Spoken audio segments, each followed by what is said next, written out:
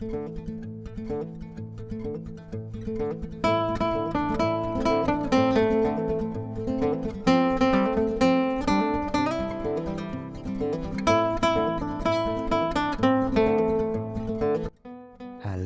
assalamualaikum warahmatullahi wabarakatuh. Jumpa lagi ya sama saya Sitanisi Deso. Gimana kabar sobat semua? Baik-baik saja ya. Oke, ini sore hari saya ke counter ya, nggarap HP servisan.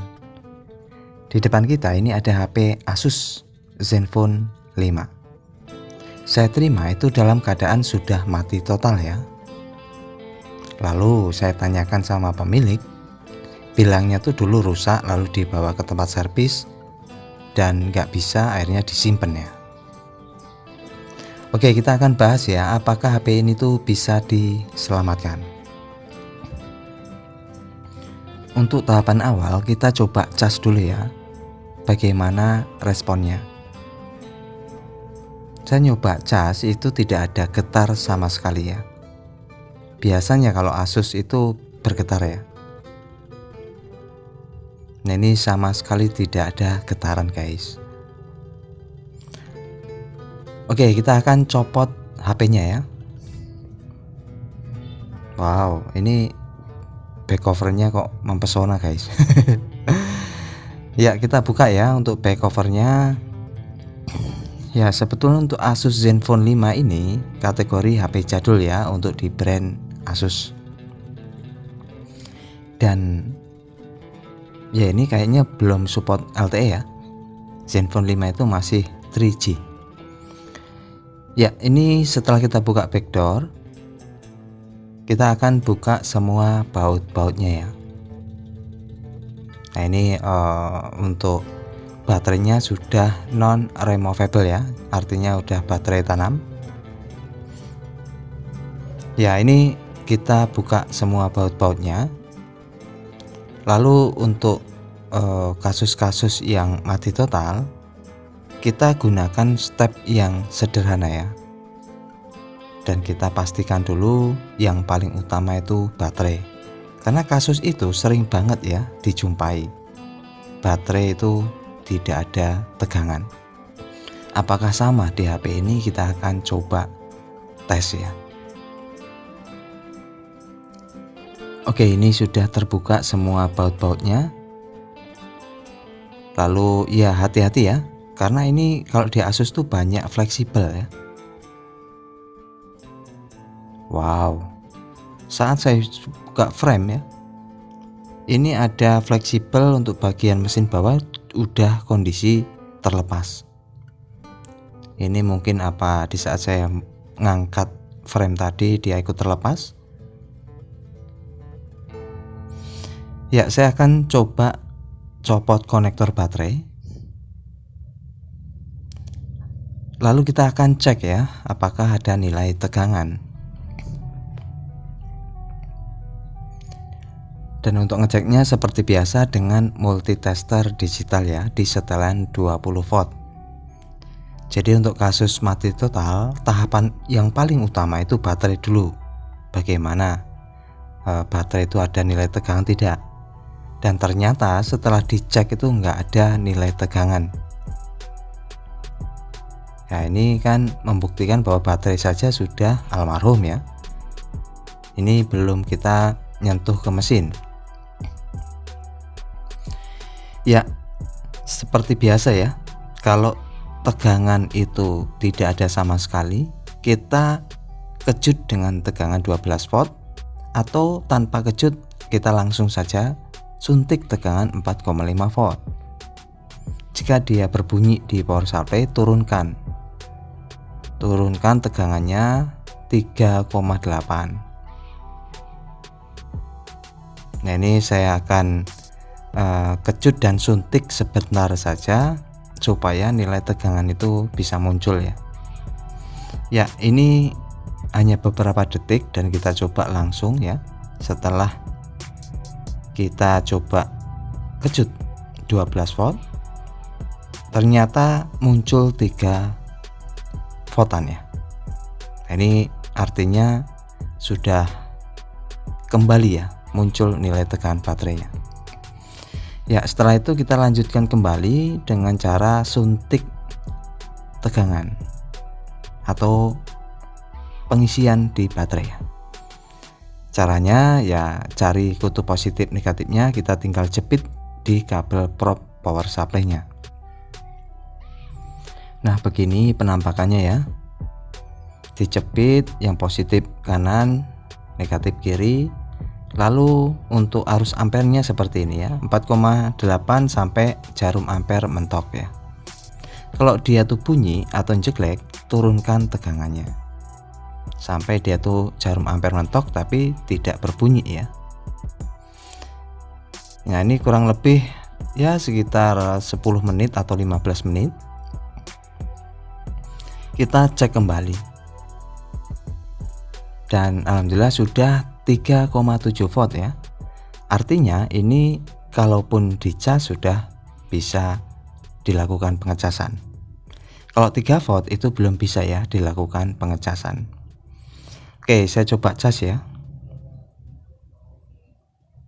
Nah, ini agak goyang ini casnya. Oh, alhamdulillah ya, muncul tanda petir ya. Oh, muncul tanda tanya dan akhirnya terjadi pengisian. Ya, ini apa ya? Berarti sering banget ya kasus seperti ini tuh baterai bermasalah. Ya, kita akan coba langsung nyalakan ya. Tombol powernya di atas. Oke, saya tekan tombol power. Wow, kok nggak ada respon ya. Saat saya tekan tombol power itu tidak ada respon. Nah, ini sama sekali ya. Padahal kalau kita cas itu ada respon. Nah, ini kan terjadi proses pengecasan ya. Namun kenapa saat dinyalakan atau tekan tombol power itu nggak ada respon? Untuk kasus yang seperti ini bisa dicas, dinyalakan tidak mau. Kasus biasanya terjadi di jalur power. Bisa itu di fleksibelnya, bisa itu di jalur on off-nya yang putus. Nah, untuk memastikan kita akan coba cari feedbacknya. Kita akan pastikan cek dengan power supply ya. Kenapa ini tidak mau dinyalakan? Ya, cari jalur positif di konektor baterai. Tujuannya untuk kita sambungkan ke power supply ya. Nah, itu perhatiin, ini saya sudah sambungkan di power supply. Lalu cari pinset, turunkan dulu ya. Ya, turun sekitar 3,7 sampai 4,2 volt. Nah, ini saya pastikan terhubung dengan baik ya. Lalu kita cari di mana groundnya. Untuk ground itu bisa dijepit di kaleng ya, atau di yang di aluminium atau kuningan ya. Nah, ini saya jepit di slot atau di konektor bagian kartu memori ya.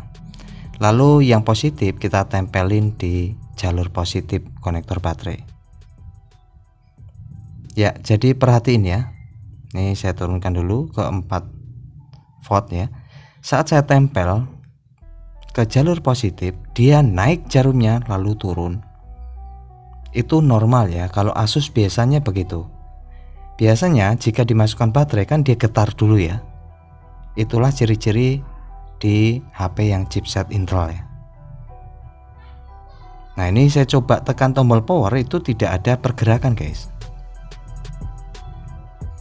Artinya ini tombol power tidak berfungsi. Padahal ini kan sudah nyambung ya antara jalur feedback dan ground. Dan perhatiin, saat saya tanpa menggunakan tombol power, saya shotkan, ternyata berfungsi. Berarti indikasinya itu fleksibel tombol power bermasalah ya. Nah, ini kita coba apakah nyala. Walah. putus ya, nggak terkonek. Ya kita coba lagi ya. Ya karena ini posisinya atau standnya ini agak repot ya. Tempelkan di jalur feedback atau konektor positif di baterainya yang di mesin ya. Lalu kita tekan tombol power. Berhubung fleksibel tombol powernya itu rusak, kita shortkan di jalur power key-nya. Biasanya jalur power key itu antara pojok dengan sampingnya. Wow, bisa diintip. Ada logo Asus ya. Nah, berarti nyala ini, LCD-nya juga bagus. Ya, fix ya, berarti permasalahan itu di fleksibel tombol powernya. Oke, sudah ketemu ya penyakitnya. Itulah mengapa saat dinyalakan tidak mau ya, tapi dicas bisa. Nah, ini saya coba pasangkan juga tidak berfungsi. Namun saat saya coba shortkan di jalur power key-nya tanpa fleksibel tombol power, bisa berfungsi. Nah, ini berarti fleksibel ini yang bermasalah.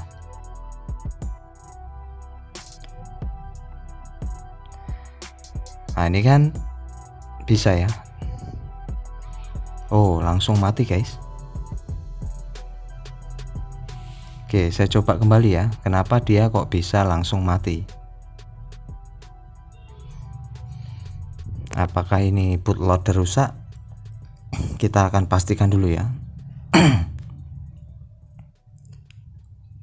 Ya, ini menggunakan chipset Intel ya. Intel tuh biasanya sebelum ditekan tombol power dia sudah naik duluan baru turun ya. Secara fisik jika kita masukkan baterai dia getar ya. Nah, ini langsung mati guys. Oke, saya akan nyoba lagi dengan pengecasan ya. Apakah ini nggak mampu? Saya coba nyalakan, lalu saya bantu dengan pengecasan ya. Kenapa dia di saat mau ke tampilan menu dia lalu mati ya?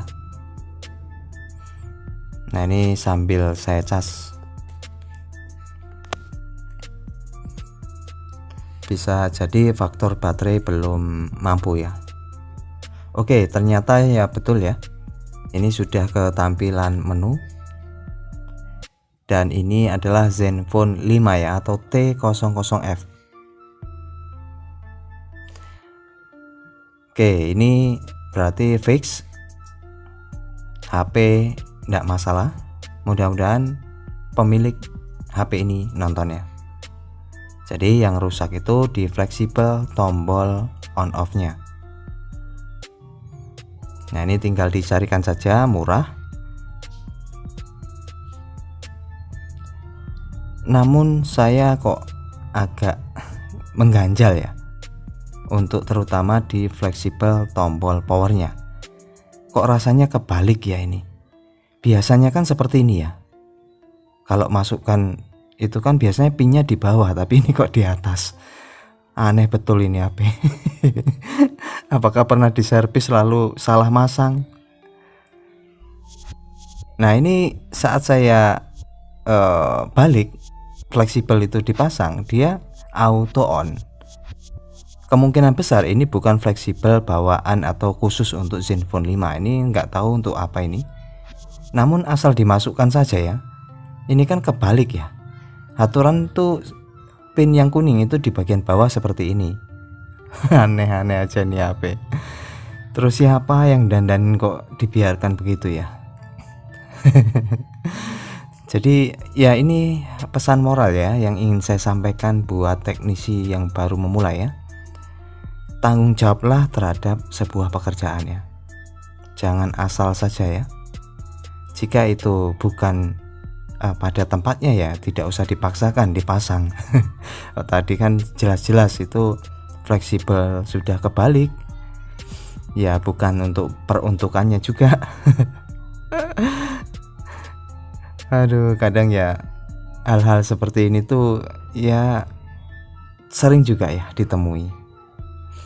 Oke, ini saya cukupkan ya.